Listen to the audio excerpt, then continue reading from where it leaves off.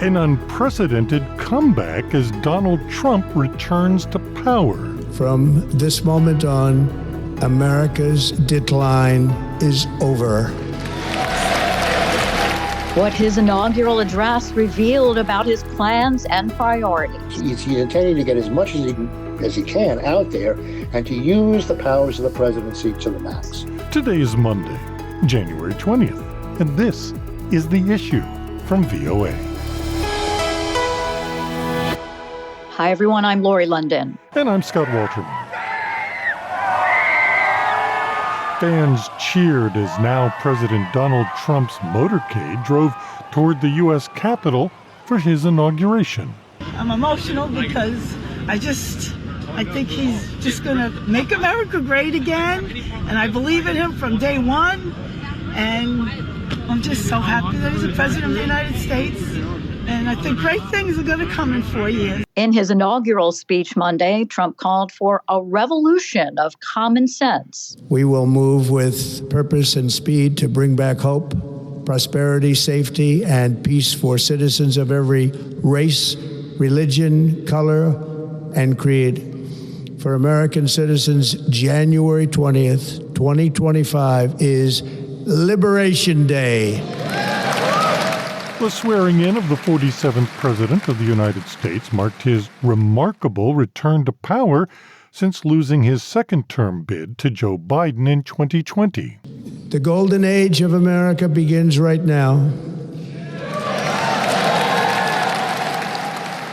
Donald Trump's inauguration completes a triumphant comeback for a political disruptor who survived 2 impeachment trials, a felony conviction, 2 assassination attempts, and an indictment for attempting to overturn his 2020 election loss.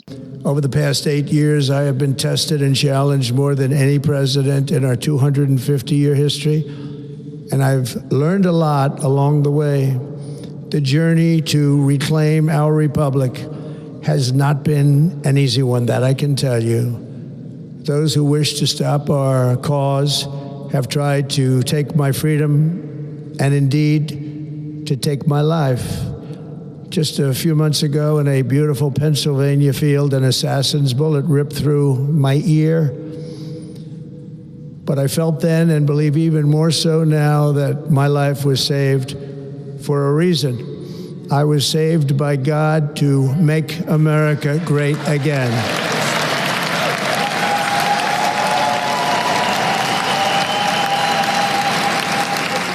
Dignitaries from across Washington and around the world crammed into the U.S. Capitol Rotunda to watch the peaceful transfer of power. You know, Lori, they moved the ceremony indoors. It's normally held on the west steps of the U.S. Capitol building. I was out there this morning talking to people who had come to Washington for the inauguration. It didn't seem to me like it was the coldest inauguration I ever covered. But it's probably better to be safe than sorry. It was cold. It was cold. Yeah, I mean, I think I would have been a lot more comfortable inside, and people looked, it was interesting. It was actually more like, it seemed a little more intimate because there were so many less people than it normally is, or at least that's what it looked like from, you know, the television vantage point, for sure. Well, no doubt there were fewer people inside the rotunda than the, potentially hundreds of thousands of people or 100,000 people that could have watched it outside. In fact, President Trump said that he thought maybe this is the way we ought to do it from now on. And having been out there in the freezing cold for an entire inauguration, I cannot say personally that he's not wrong. But let's see how this was different from other or the same as other inaugurations. Joining us now is historian Sean Wilentz, a professor of history at Princeton University. Thanks very much for taking the time to speak with us today. We appreciate pleasure. it. I guess just let's start off with, as a historian, you've seen and watched and probably taught about and dissected many inaugural speeches. Mm-hmm. What was your initial overview of the speech? Mm-hmm. Well, I mean, it was very different in many ways, and similar in one way. I mean, it's similar in that many inaugural addresses involve a kind of call to greatness, that America is a great country, that can do many things. We are looking to a new order. So that's very common. But that's about the only thing that was common. Usually inaugural addresses are attempts to bring the country together, after a very bitterly fought contest. Now we come back on common ground. There are certain things we all believe in, and that's that. That is the opposite of what I heard in the speech today, which was more like actually a rally speech as anything else. Talking about a little bit about wanting to be a uniter, but it wasn't really that at all. It was a campaign speech, and that's unusual. I mean, I hesitate to say it's unprecedented because historians never do, because they'll always find some example somewhere, but it's pretty unprecedented to be so obviously partisan. And not just the president, but it was even some of the invocations and so forth. It was the whole thing actually sounded a lot more like a coronation than like an inauguration to me. It's also unusual to focus the speech on himself as opposed to, like you said, rallying the country to greatness. Precisely, exactly. I mean, look, what he said was that God had spared him so that he could lead the country. That's extraordinary, but it's all about him. He only he can fix it. Only he can do it. Only now he has a kind of he is God's anointed in a way that a king would be God's anointed, and that struck me. That was the line in there that was most extraordinary, was to hear that one. It's not like he's really looking to sort of transform the role of the U.S. on the world stage. Yes, but I'm not clear what that is exactly. I mean, are we going to be the greatest nation in the world and all powerful? Okay. I'm not quite sure what that would even mean in the world as it exists today. I mean, there's the silly stuff, the sort of manifest destiny stuff in the speech, like the Gulf of America and so forth. I mean, really, that's just bluster. The Panama Canal thing is much more serious, but it's going to be curious to see how he handles that with a fellow nation in the Organization of American States, and doing so against their will. And at the same time, not be doing any new wars, as he says. I didn't know what it all amounted to. It is America first. But that again is more rhetorical, I think, than anything substantive. I mean, there are many grave questions around the world that we have to deal with. And saying that America's number one does not address, what's going on in the Middle East, or what's going on in Ukraine, or what's going on with China. Maybe a little bit more of that, but still, there's a great deal that the United States has to deal with that can't be subsumed under this kind of as I say, sort of manifest destiny. America is more exceptional now than it's ever been before, which is really quite a strange locution anyway. But I mean, I'm not sure what that means. Well, the manifest destiny part too is interesting because there are two ways to look at manifest destiny. It's not looked upon nicely by a lot of people. You're absolutely right. Also, his vision of American history was kind of cartoonish too. I mean, he rehearsed this. To him, American history is all about tough, rugged people taming a wilderness where nobody exists and building a great republic out of it. Well, there are no immigrants, there are no Indians, there are lots of things that were part of American history. So yeah, I mean, manifest destiny. I think he's trying to spin it as a noble act of what America does. But I'm not sure that certainly the rest of the world won't accept it that way. And I think many Americans won't either. I've been in Washington all day, on the train, on the street, with people who support him, who voted for him, who believe in him. And they are very, very happy.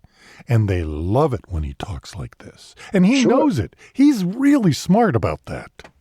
Well, absolutely. He has his following. He has his thing. They love every word that he says. No question about that. And that's a lot of people. He ran very heavily focused on immigration issues. Yeah. And apparently there are going to be a lot of executive orders planning on signing in today and in the coming week. And a lot of them do have to do with immigration, including something he said pertaining to birthright citizenship. Mm-hmm. My understanding that is in the Constitution. Mm-hmm. Can an executive order override that? No, an executive order cannot override the Constitution that he is just sworn to uphold and protect and defend. The Constitution trumps all of that. Now, it is quite true. The 14th Amendment of the United States Constitution includes birthright citizenship. It was coming at the time of Reconstruction. It was a way to ensure that the freed people, the formerly enslaved, were going to, be full citizens. And if they were born here, they are citizens of the United States. But then it has a much larger meaning as well. It's that anyone who's born here is automatically a citizen. He wants to undo that. How do you undo a constitutional amendment? You can't undo it by executive order. That's for sure. But you can get it to court that way, can't you? Exactly. And I mean, the engine of this transformation that we're seeing is not even so much the White House as the Supreme Court. And the Supreme Court, I can imagine coming up with given the fact that the decisions that it made in the last session, I would not be surprised. I wouldn't put it past the current majority on the Supreme Court to rule that an originalist reading of the 14th Amendment precludes, that it was only intended for the ex-slaves, the formerly enslaved, and does not include anyone else, and that you could pass a law which excluded others. That's how it would happen, exactly. They would put it out there, they get into court, and it gets kicked up to the Supremes. Just to follow up on this, but all new presidents or incoming presidents make a lot of ambitious promises, but things don't move that fast normally, do they?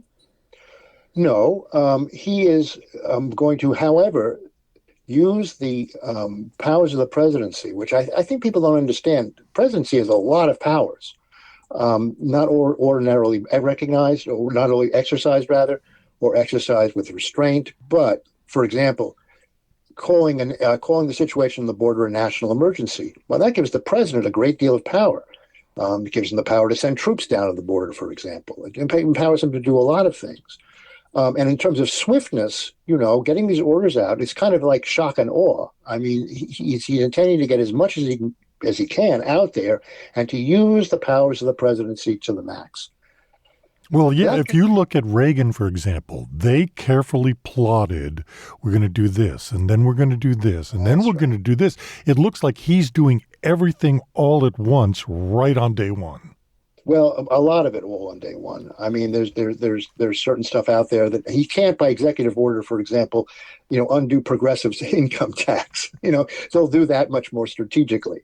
But he's going to get as much done as he can. Yeah. I mean, Project 2025 really is a roadmap for what is to come. And if you read it carefully, all these executive orders come as no surprise.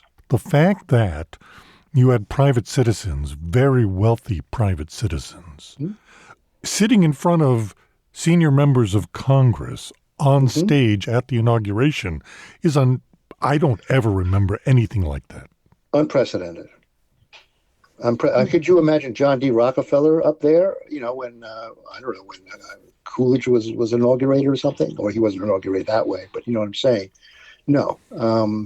But the difference is this. I mean, we've had times in American history where very, very wealthy people have exercised, inordinate power, right? Inordinate power, always some power, but inordinate power, especially the not so golden age of the robber barons, right? You all know who the robber barons were. I mentioned one of them, Carnegie and so forth. But there are two big differences. One is they were robber barons. They wanted to make a lot of money, but they weren't oligarchs. They weren't interested in exercising political power directly. They might bribe their way to political power. They might use everything they could to obtain political power, have very close relations with various office holders, but not actually to hold power themselves. That's the difference between robber barons and oligarchs. These guys are oligarchs. They want to run the country, and they want to run it the way they think it should be run. That again, is unprecedented in American history. The other thing is not to pin it all on President Trump because there are people, particularly in the Republican Party, who have been moving us towards a strong presidency since Nixon. More power and more power and more power concentrated in the White House, pulling it away from the Congress and away from the courts. Absolutely. And by the way, it wasn't just the Republicans who were doing this. The Democrats kind of, connived in all of that as well to a certain extent, because they thought they could use the presidency for their ends. But there's no question the presidency now has far more power than it did than anything that the framers intended back in 1787, and that it's had.